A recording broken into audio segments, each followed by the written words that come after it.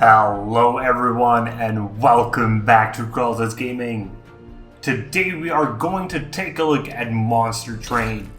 This strategic roguelike deck building game wants to build on what Slay the Spire created while adding its own twist on top of that with multiplayer battles.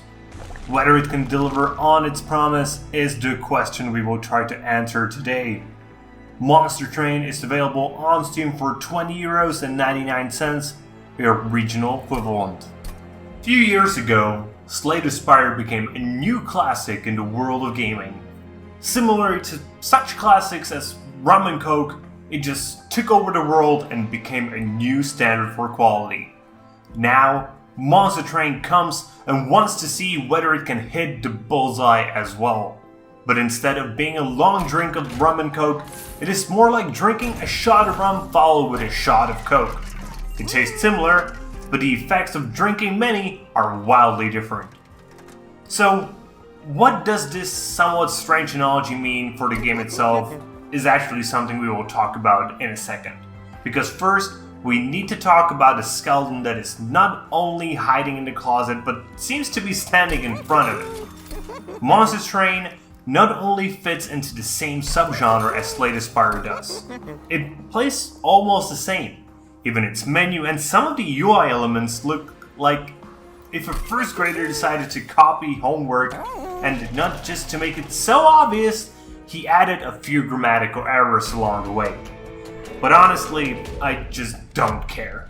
The plagiarism can be easily overlooked as the core addicting gameplay loop is there. And a few added things just take it up a notch.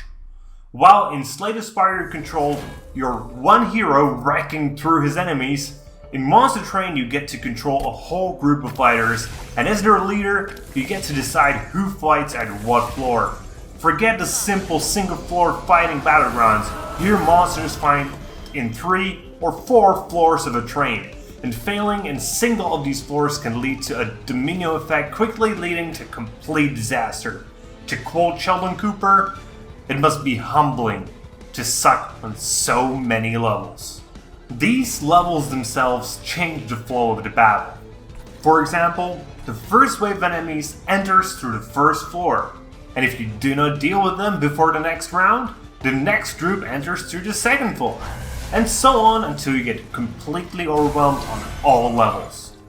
Plus, the enemies that survive in a floor get to advance to the next level. This certainly forces you to think strategically. Maybe you want to have your strongest warriors at the bottom so you don't get ever overwhelmed. But maybe it is a better idea to have the stronger ones on top so they can deal with the enemies that were strong enough and warrant a bit more force. Each of the floors can also automate only a certain amount of power, and this quickly forces you to think about all the different floors at the same time, trying to figure out whether you have enough power here, enough space there, and just dealing with all of this can quickly get out of hand for those who are unworthy. To make your life a bit easier, you get to choose from 5 different clans. These essentially represent different playstyles that can also be combined to create new powerful combos. I personally initially liked the fighters from the Hellhorn clan, while adding a few of the mages that came from the Stygian Guard. But after a while, I found better options as this felt just a bit too safe. I prefer a bit more fun in my life. So, how do you achieve that? Experiment! Combine 2 clans that seem that they could never work together. Why not?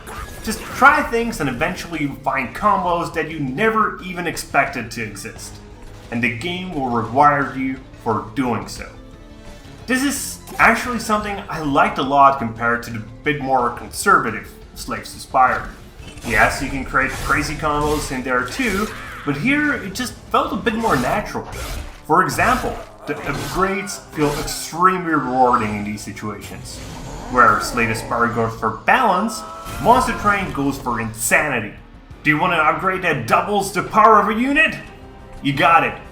Obviously, such powerful moves do require some disadvantages, so you only get to play that unit once per battle. But how about a second upgrade that completely negates that disadvantage? Got it again. Fun was the most important thing for the devs, and if there's something I love, it is fun. The only thing that can stop the fun are the bosses. And not in a way that they are not fun to play against, they just can quickly kill you if you aren't ready for them. Each of the bosses requires a bit different strategy, and being adaptable is the key to winning. In one run, I created a deck full of monsters that deal a teeny bit of damage, but they do it repeatedly. Suddenly there was a boss that increased his damage every time he took damage, and it all went to hell from there. On the other hand, Monster Train does not cheat and gives you the option to get all the information about your enemies. Nothing is hidden. And not even complaining about bad luck will get you far, as the deck is much smaller, allowing you to get a lot more strategic about how you are playing. For those who love the RNG of Hearthstone, this may be boring, but for those who want to win because of their skill, it is a godsend.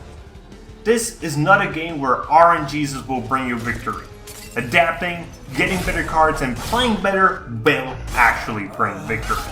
So, in conclusion, I was quite skeptical when I bought Monster Train. There are so many bad clones of successful games out there, and Monster Train seemed like a mobile-friendly version of Slay the Spire when I first saw it. But I'm glad to say I was wrong. Monster Train is a great successor to Slay the Spire, taking its core and making it even better, more strategic, and plainly just more fun. Add to that the great graphics and soundtrack, just don't forget to turn off the sounds of the monsters, and for $20, we'll bring you hours upon hours of great fun. So, that's it for today, guys. I hope you liked the review, and if you do, please consider giving this video a like, subscribing to the channel, and be sure to share it with your friends. And comment if you have anything you would like to add. See you guys later with more gaming content.